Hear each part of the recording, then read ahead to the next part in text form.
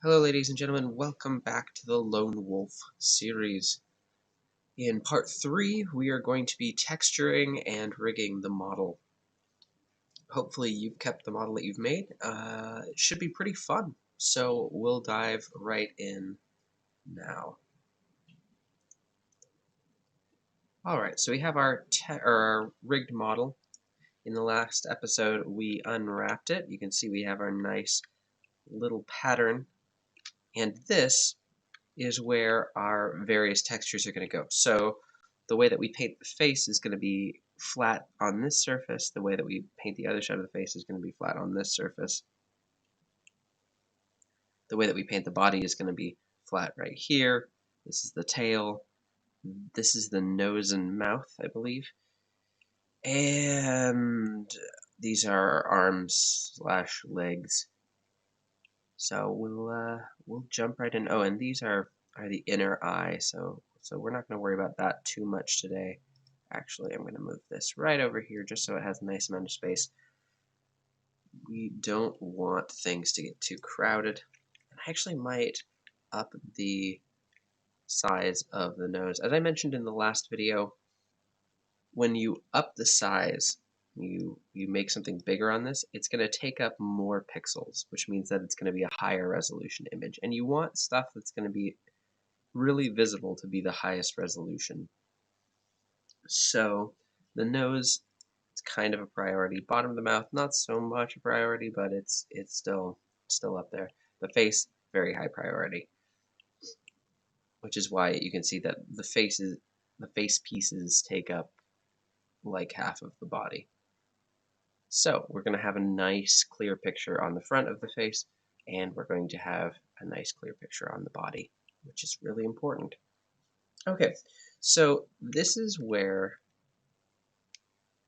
you want to get the item Materialize. Materialize I will put in the description. But Materialize is a basic program that allows you to tweak various maps. So you can take your color map, basically what your image is for the texture, and you can create various texture maps based off of that. So your normal map, your height map, smoothness you can do. I don't think we're going to mess much with smoothness for this guy, but you can do it. That's the point. So, what are we going to start with? We're going to start by getting some pictures of wolves. Now, you want to get pictures of wolves that have the front and sides exposed. That's not too hard to do if you do some digging. What you want to try to do is get the most HD images that you possibly can. So wallpapers of wolves often work pretty well. You just want to get stuff that has sharp images of wolves, because that's how we're going to steal these textures. I say steal textures. We're not stealing textures. We're just borrowing pictures of wolves. We're borrowing the wolves' bodies. All right. So how do we start this? So what we're going to want to do is we are going to want to go up here to the tabs. We're going to go to texture paint mode, and you're going to see that this guy is totally purple, and that's fine. That just means that he has no texture. We decided that it was a she in the last one. That she has no textures, and therefore what she looks like is valueless. So it tells you that by making her purple. And that's fine. What we're going to do is up here on the side, you can see we have our little UV layout right there. We're going to select New, and it's going to give us a standard value for most textures, which is 1024 pixels by 1024 pixels. That's cool. We're just going to name this Wolfiness. Why not? And for your purposes, this might be a high enough resolution. For me, I am going to go all the way to 4000 because that's how I roll. Not that it'll make much of a difference. Actually, you know what? I'm going to save myself some processing power, and I am just going to go to 2000. That's how I roll. All right, so 2000 by 2000 pixels is what I'm going to do. As long as it stays within a 1-to-1 ratio, you're fine. Alrighty, and I'm going to click OK, and that's going to create a new image that's 2000 pixels by 2000 pixels. And you can see that it's black. That's because that's the color I chose. You can choose whatever back color you like. I find that for the wolf, a lot of the skin on a wolf that's exposed and not covered with fur is black. So we're going to use black as our main texture. Now, before we can do anything else, you'll notice that he is still purple. She is still purple. I keep calling it a he. Over here, we're going to create a new material. And in that material's base color, we're going to say that it's an image texture. And instead of saying there's a new one or we're opening one from the outside, we're going to select the one we just made, wolfiness. All right. So when we go back into our texture paint through this tab right here, you can see that wolfiness has been applied. I'm actually going to get rid of the eyes right now because we don't want them distracting us while we paint. All right, so we have wolfiness here. Let's call her Wolf. And what we're going to do, first we're going to go down to this texture window down here. And in this texture window, we're going to create a new texture. And under image, we're going to open. And we are going to open one of our materials. So this is one that I've chosen for a side material. Looks pretty nice, I think. And that's all we have to do with the texture there. We'll go back up to this active tool workstation, this guy right here. And on wolfiness, we're going to go down to texture. And you'll see that our texture shows up right here. We're going to take it from tiled to stencil. And this is very cool because when we take our cursor on, it shows us a little stencil of our image.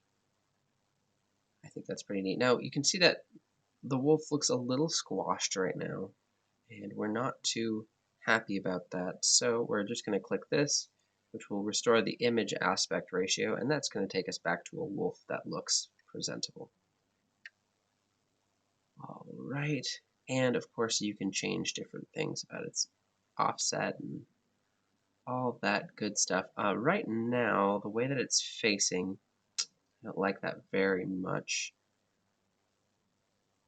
So I am going to take the size on the x-axis, and I'm just going to put a negative next to that. It's a lazy way of flipping it over. This isn't the only thing we have to do. We're going to go down to symmetry. Oh, actually, no, this is not where we're going to do this. Up here, you'll see that we're a little bit squashed with our upper bar. What we're going to do is we're going to scroll all the way over with the mouse wheel, and we are going to mirror our brush on the x-axis. This will do the same thing that we did during our sculpting, in that it will paint on one side what is on the other. And so in order to change where the stencil is, we can just right click and drag it around. But you can also do some other things with it, because obviously this does not match. In order to make it larger, you just right click while holding shift and that will change the size. In order to turn it, you hold control and right click and it will turn. So you see we're getting a little closer to what we want here. That's fine. And it's a good thing, you want to get more than one image because obviously this isn't going to do all of the trick. This is kind of shoddy at best. I'm actually going to take this down. And what you're going to do is you're not going to do just painting willy-nilly. You're going to take little pieces and paint it on, and you can see it's working to populate this area now where it perceives the texture to be, which is great. I think it's looking pretty good so far. Okay, so now if we look at this, it's starting to put fur on there. Is it the be-all end-all of furs? No, it's not. But we can adjust, we can shift. This is really not bad at all.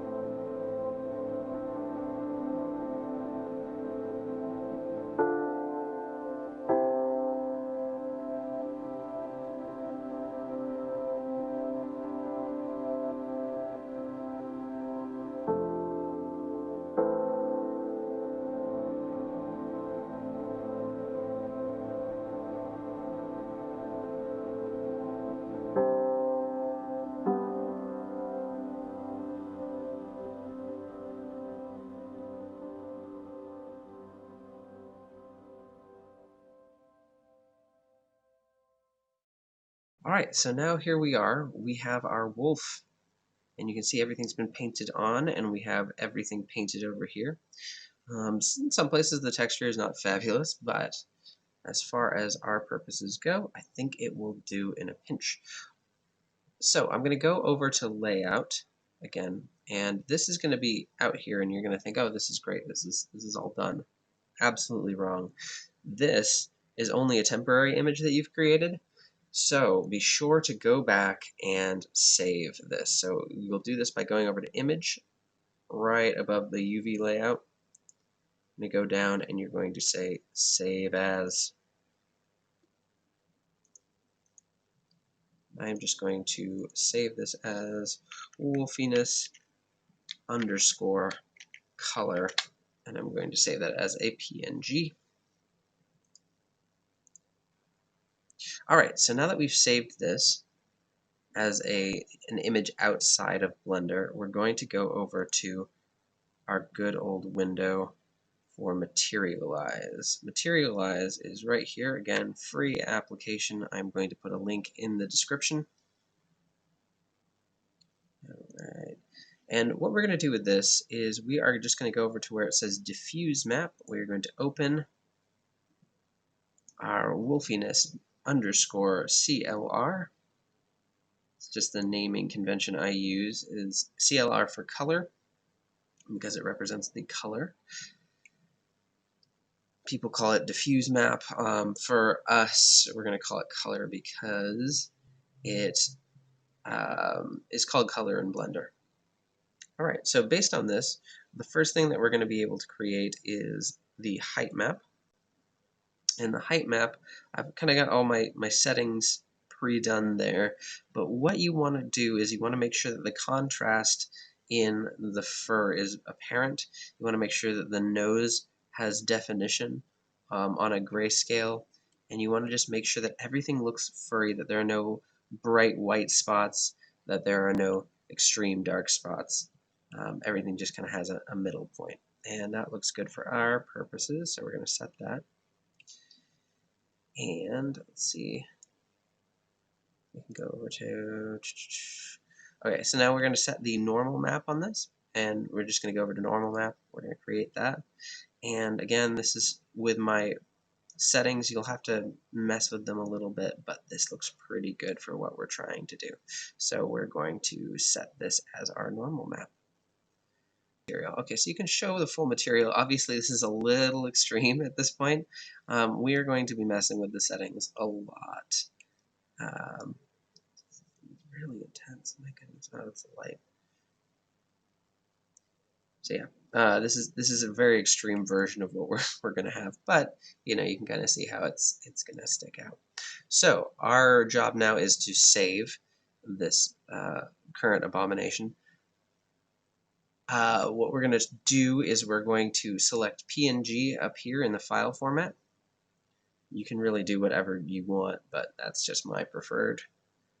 We're going to go to the normal map first. We're going to save, and we are going to save this as wolfiness underscore normal. And just like that. And then we are going to press the S on the height map and do wolfiness underscore DSP. For displacement, because that is what it is in Blender.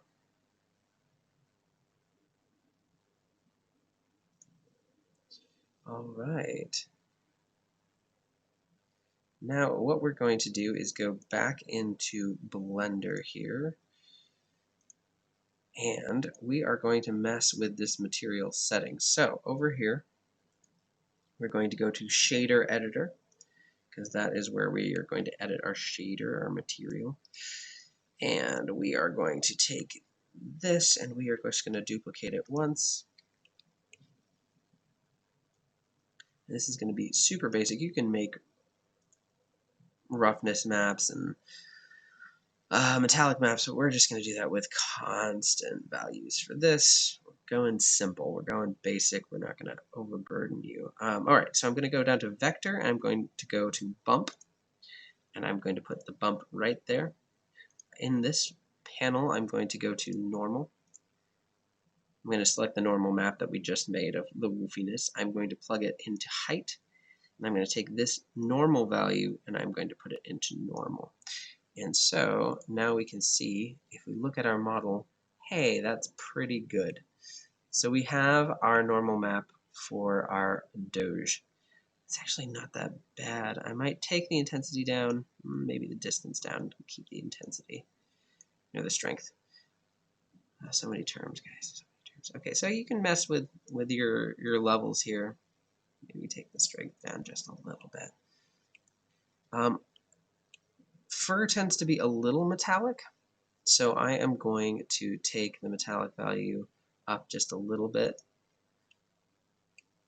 That's a little, that's about right. The roughness, I don't want it to be too smooth, so I'm going to take that back. And another thing I'm going to do is I am going to take the woofiness color and I'm going to plug it into the subsurface color, and I am going to give it a little bit of subsurface. Just because it gives it a softer look, like it's actually made of fuzz. But if you do this, oh, not that one. If you do this without plugging in the color, it'll put white as the subsurface. And so you don't want to do that. But anyway, so generally with our normal map, our smoothness constant, our metallic constant, and our subsurface scattering, we have a pretty good looking wolf. I'm not mad at it. And now we're going to bring back the eyes, just see how that looks. Ooh, he looks a little devilish, doesn't he? It's a little intense. That's okay. We're happy with his intensity. Perfect. So now you have, and of course, I encourage everybody to tweak what they have and change the values and just kind of mess with painting. This is purely for demonstration. But yeah, you have a serviceable wolf here with all the fur and the trimmings that you can put in your game. All right, so what we're going to do next is we're going to rig this puppy. And that's going to be a very simple thing. Very simple. It's just standard rigging 101. We're going to try to get it as close to the center right here as we can. I usually start with the shoulder as my root and go from there. Maybe the back leg is better. Yeah, let's start with the back leg. Because then we can have it go up on its hind quarters. Alright, so I'm going to put this 3D cursor roughly in the middle of its thigh there. And I am going to make sure that the 3D cursor is at the center of X by going to View and just adjusting its location on the X axis to 0. And we're going to go up to Add, and we're going to add an armature. Let's make sure that that's there. And the armature is mysteriously invisible. Oh no, it's just tiny. Okay. I was about to say. All right. And for the armature, we are going to, again, tell it to be in front at our little viewport visibility here, our viewport display option there, and we are going to mess with it. So we're going to go to Edit Mode. We're going to click on the various parts. We have the tail and the head, and we can just move them around. I would highly recommend using the arrows, as we don't want it to leave the x-axis just yet. So we're just going to draw up a quick skeleton. I'm going to say that this is fine because we're really not in the mood to do anything more. Okay, actually, all right, and I am going to take this up here, put this back here, put this forward, and give that its own skeleton. And yeah, I really want to put some definition in the face. so that it has a lot more weight on each part of the face. All right, and then I'm going to put another bone back here. And the way that I'm doing this, I'm sorry, I didn't really explain that, is I am just selecting either the head or the tail. I am pressing E and dragging out. So that's the way that you extrude. It's exactly the same as if you were to extrude with any other model or piece. It's just E and go out. It changes a little bit here. You'll notice something funny. I don't know exactly why Blender does this, but up here in the corner we have the symmetry option to mirror on an axis, but the only axis that is available to us is X, which is why we're working on the X axis. So we're going to click that to do the legs, and we're going to select this bone right there, or that tail, I guess, right there. And we are going to do something different. Instead of pressing E, we're going to do Shift. We're going to hold Shift and press E, and that is going to bring out 2. And we're just going to line these up, and these will stay symmetrical no matter where they are. So you don't have to really worry about extruding both of them at the same time. They will continue to extrude together. All right, now we're going to go down here. We're going to go down this way. I'm going to put things just at every joint. Make sure that I'm extruding in the right direction. Yeah. And feel free to go back and adjust.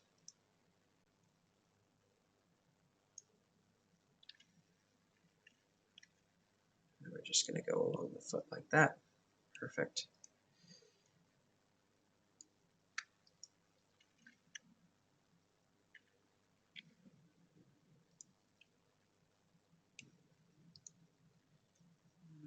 Just try to keep everything nice and stable. Okay. And same thing with the back leg. We're going to select this guy. We're going to go to the front. And oh, no, we're not going to do that. We are going to Shift E and extrude in the same direction. Maybe we'll bring this up here because this needs to move like that. And we'll go down this way. Go over here. Go down to here. And go out like that.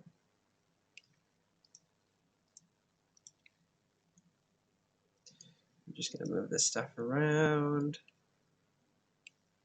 And boom, there you go. And you can do more stuff. I encourage you to do more stuff. I would highly recommend doing the same thing, Shift E, rigging the ears. I would recommend doing the mouth. For our purposes, we're not going to do that. We're just going to make something that can move.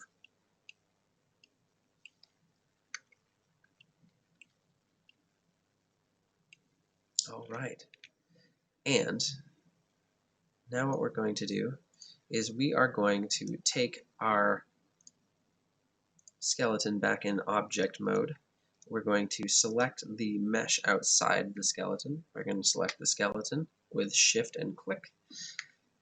And we are going to press Control P. And then we are going to go down to the Armature deform, and we are going to say with automatic weights. And with any luck, that has weighted it very well. It hasn't parented the eyes. The eyes are separate right now, but we can change that too. Alright, so if we go into pose mode, once we select our skeleton, we can kind of test what our dog is going to do, how it's going to move, making sure that nothing weird is happening with any of the parts, that everything looks like it's connected to the right thing. And yeah, so more or less, it's fine.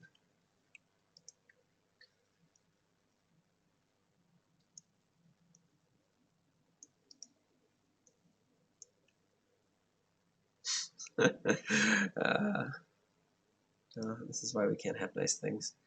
Okay, so yeah, it's fine. You can see that the eyeballs are still not connected, but it doesn't look like it's deforming in any weird way.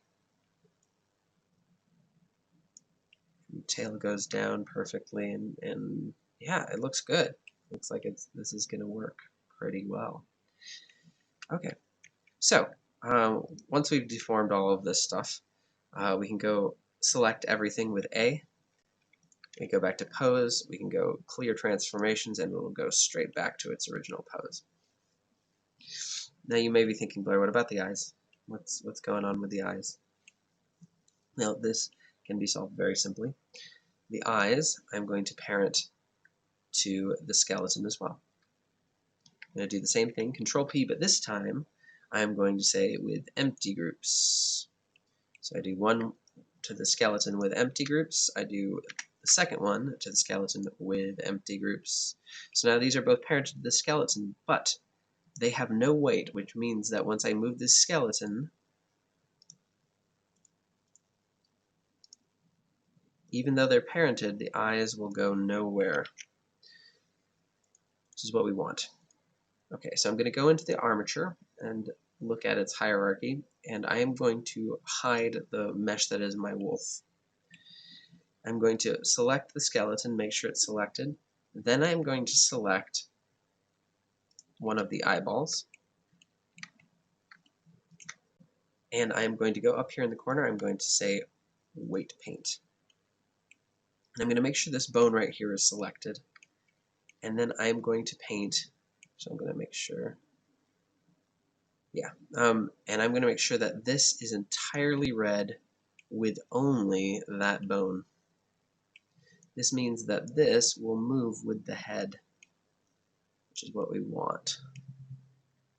All right, I'm going to go back into object mode. I'm actually going to select this, and I never took it out of in front, so I'm going to take that off of in front. Make sure that's selected. Again, do the same thing with the other eye. Make sure that this bone is selected, and just paint it red.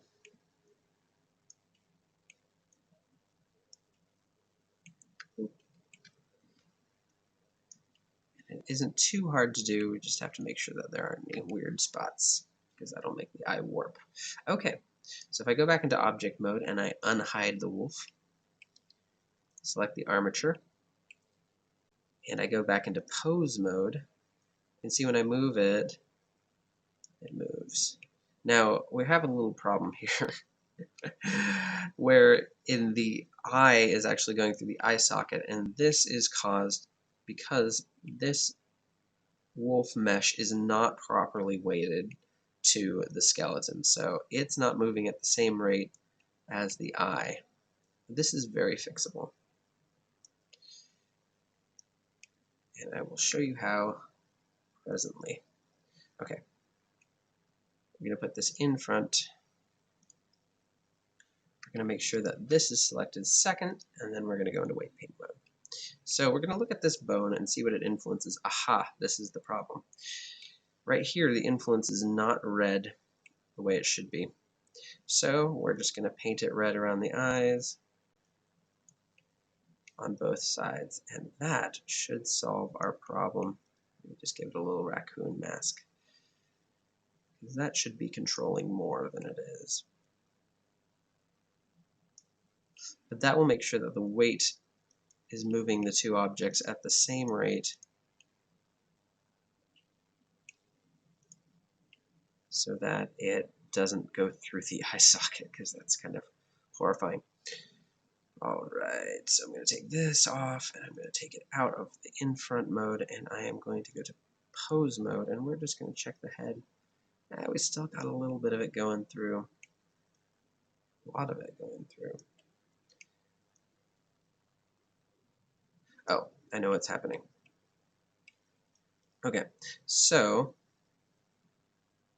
we encountered another problem. If this doesn't change when you weight paint to the bone that you want it to move, what you're going to do is you're going to go back into weight paint. All right. Back into weight paint mode, and we are going to see what bones are conflicting with that motion, and I have a feeling it's this one. Yeah, it's conflicting with that a bit, and that shouldn't be affecting the face at all. Yeah, let's get that out of there.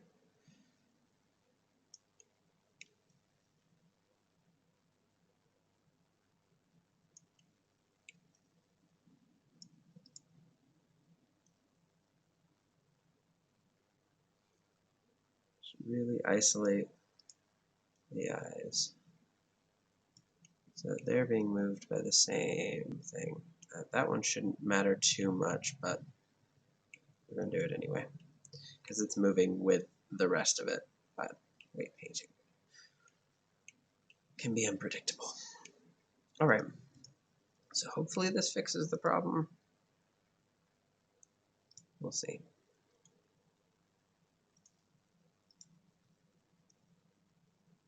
Yeah, okay. So now you can see that the eyes stay where they should be. And now we have our wolf. We've got a few artifacts, but again, weight painting can fix a lot of stuff. There's stuff there that should not be connected to the neck like that. But yeah, so it'll take a little bit of tweaking. It'll take a little bit of weight painting, but you can fix it. And there we have it, folks. That's it. That's how we're making our wolf. So this should give you a nice model that, let's see, is in total 11,000 tris, which is not terrible. Faces are 5,902. So that's going to do it. That's our tutorial on how to make the wolf, the lone wolf.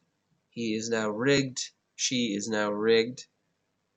She's textured, and she has a pretty good topology.